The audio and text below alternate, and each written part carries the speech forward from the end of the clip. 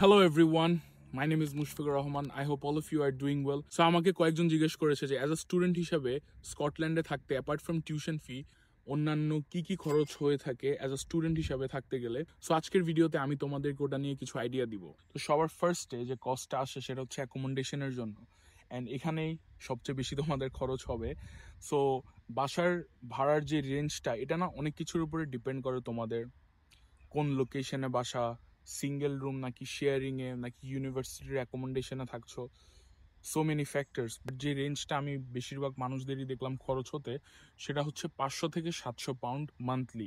অনেক সময় লাক ভালো থাকলে কমেও পাওয়া যায়, আবার অনেক সময় দেখা যায় যে অনেক এক্সপেন্সিভ হয়ে ওঠে। অ্যাকোমোডেশন বুক করার টাইমে অনেক বেশি কেয়ারফুল থাকবা। যেরকম আমি একজনের কাছ থেকে শুনলাম, সেরকম বিদেশে আসার আগে ফেসবুক মার্কেট প্লেসে একজনের থেকে বাসাটা দেখে এবং মেসেঞ্জারে ওই পার্সনটার সাথে কন্ট্যাক্ট করে ডিপোজিট দিয়ে দেয়, দেন তাকে ব্লক করে দেয়। সো তার সাথে একটা স্ক্যাম হয়ে যায়। আমি মনে করি বাসার লোকেশন অনেক বড় একটা ফ্যাক্টর, কজ তোমরা যে জায়গায় থাকছো ওখান থেকে যদি তোমার ইউনিভার্সিটিও কাছে হয়ে থাকে, অ্যাট দ্য সেম টাইম তুমি যদি জব করো ওটাও কাছে হয়ে থাকে, দেন এখানে না টাইম তাহলে অনেক সেভ হয়ে যায়, অ্যান্ড অন্যান্য জিনিসও ওই টাইমটা দিতে পারো।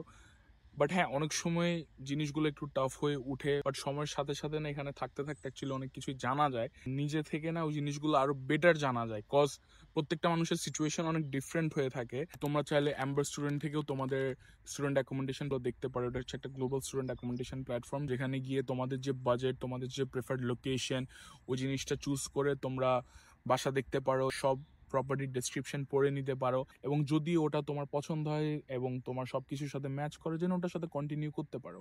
বাট তোমরা যেখান থেকে নাও, any website or any marketplace, just be careful. অনেক স্টুডেন্টকে আমি দেখেছি যেটা করতে, ফর এক্সাম্পল কেউ যদি ইউনিভার্সিটি অ্যাকোমোডেশনে থাকে ওটা তো ডিফারেন্ট কেস। যারা ইউনিভার্সিটি অ্যাকোমোডেশনে থাকবে না, কিছু স্টুডেন্ট কি করে, যে দেশে যাবে ওখানে 2-3 দিন বা 1 সপ্তাহ কোনো জায়গায় থাকে। এটা হোটেলে হতে পারে বা কারোর বাসাও হতে পারে, এনিওয়্যার। ওখানে গিয়ে তারা বাসা খুঁজে এবং ফিজিক্যালি ওই লোকেশনে যায়, ওই ল্যান্ডলর্ডের সাথে কথা বলে, বাসাটা নিজ চোখে দেখে। তোমরা যদি চাও এটাও তোমরা করতে পারো। সেকেন্ড যে কস্টিং তোমাদের হবে সেটা হচ্ছে ফুড কস্ট।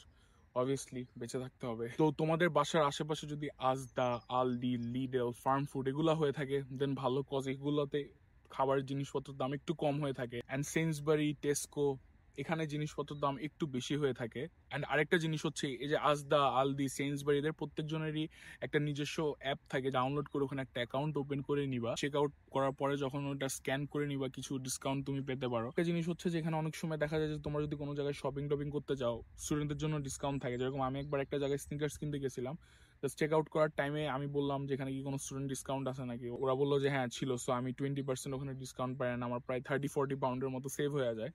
সো খাবারের জন্য তোমাদের মান্থলি 150 to 200 পাউন্ড এই রেঞ্জের মধ্যে খরচ হবে। তোমরা যদি কেউ আমার মতো হয়ে থাকো যে মানে হাবিজাবি জিনিস কিনে অনেক বেশি, স্ন্যাক্স, চিপস, চকলেটস, তখন দেখা যায় যে অনেক সময় একটু বাজেটের বাইরে চলে যায়। থার্ড যে কস্ট তোমাদের হয়ে থাকবে সেটা হচ্ছে ট্রান্সপোর্টেশনের জন্য। অ্যান্ড আমি অনেকজনকেই দেখছি তাদের ট্রান্সপোর্টেশন কস্ট জিরো। কিভাবে কস্ট, তাদের বাসা যে জায়গায়, তাদের বাসা থেকে ইউনিভার্সিটি এবং যেখানে জব, পার্ট টাইম জব করে, ওটা কাছে, জাস্ট ওয়াকিং ডিস্টেন্স আছে। এটা না অনেক বড় একটা অ্যাডভান্টেজ, কজ এটাতে তোমাদের একটা ভালো কস্টিং সেভ হয়ে যাবে। লেটস সে তোমরা যে জায়গায় থাকবা, তোমরা ওখান থেকে যদি তোমাদের রেগুলার ট্রেনে যাতায়াত করতে হয়, তার স্কট রেলের একটা কার্ড হয় যেটা 1 বছরের জন্য তুমি চাইলে বানাতে পারো, তাহলে আরো বেশি সময়ের জন্য বানাতে পারো। সো ওটা বানালে হবে কি, যখনই ওই কার্ডটা অ্যাড করে টিকিট কাটবা, ডিসকাউন্ট দিবে জাস্ট পিক আওয়ার্স এর বাইরে। সো পিক আওয়ার্স এর সময় তুমি ওই ডিসকাউন্টটা অ্যাপ্লাই করতে পারবা না। তোমাদের যদি কারো প্ল্যান থাকে যে না এখানে এসে গাড়ি নিবো, এটা তো আরো ভালো, কজ আমি মনে করি যে এখানে লোকাল ট্রান্সপোর্টেশনে ট্রাভেল করতে গেলে অনেক সময় অনেক টাইম নষ্ট হয়, কারণ দেখা লাগে যে কোন সময় তোমার এখান থেকে বাস ছাড়বে। অ্যান্ড বিশেষ করে যদি এমন হয়ে থাকে 2-3 বার চেঞ্জ করা লাগে, তোমাদের যদি কারোর এমন হয়ে থাকে যে রেগুলার বাসে যাতায়াত করতে হবে, সো দেখে নিবা যে ওটার কোনো মান্থলি বা উইকলি পাস আছে নাকি। ট্রান্সপোর্টেশনের জন্য 150 থেকে 200 পাউন্ড খরচ হয়ে থাকে অন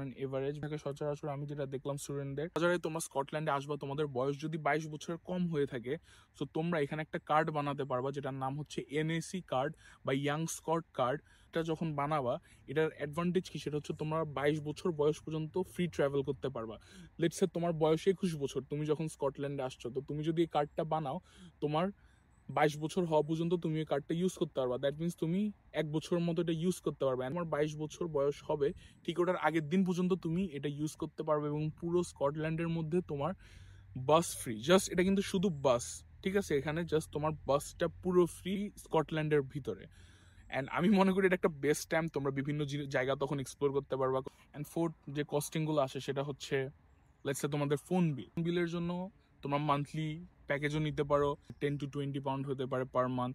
অ্যান্ড তোমরা যদি মান্থলি প্যাকেজ নাও তখন একটা অ্যামাউন্ট, অ্যান্ড তোমরা যদি 12 মান্থের একটা প্যাকেজ নাও তখন মান্থলি চার্জটা কমে আসে। অনেক সময় দেখা যায় যে অ্যাজ এ স্টুডেন্ট তোমাদের সার্টেন জিনিস প্রয়োজন হতে পারে, অ্যান্ড কিছু সময় হতে পারে যে বাসায় রান্না করতে মন যাবে না, ফ্রেন্ডের সাথে বাইরে যাওয়া, সোশ্যালাইজ করা, সো ওখানে অনেক সময় কিছু খরচ হয়ে যায়। ইটস আপ টু ইউ, এটা তোমাদের ডিপেন্ড করে তোমাদের স্পেন্ডিং হ্যাবিটের উপরে। সেটা 50 to 100 পাউন্ডের মতো হতে পারে। আজকের ভিডিওতে আমি তোমাদেরকে যে প্রাইস রেঞ্জগুলো বললাম এটা এমন না যেগুলো ফিক্সড, এটা জাস্ট আমি তোমাদেরকে একটা রেঞ্জ বললাম। আমার আশেপাশে যেসব ইন্টারন্যাশনাল স্টুডেন্ট ইনক্লুডিং মি, ওখান থেকে তোমাদেরকে একটা রেঞ্জ আমি দিলাম।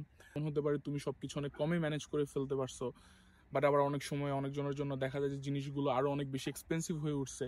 So it's up to you and তোমরা কিভাবে সবকিছু হ্যান্ডেল করতেছো। এনিওয়ে, আই হোপ তোমাদেরকে আমি জাস্ট একটা রাফ আইডিয়া দিতে পারলাম। And if you have any further questions just comment down below. So তোমরা সবাই ভালো থাকবা, অ্যান্ড যারা যারা তোমাদের হায়ার স্টাডিজের জন্য দেশের বাইরে যাচ্ছ, best of luck to everyone. By.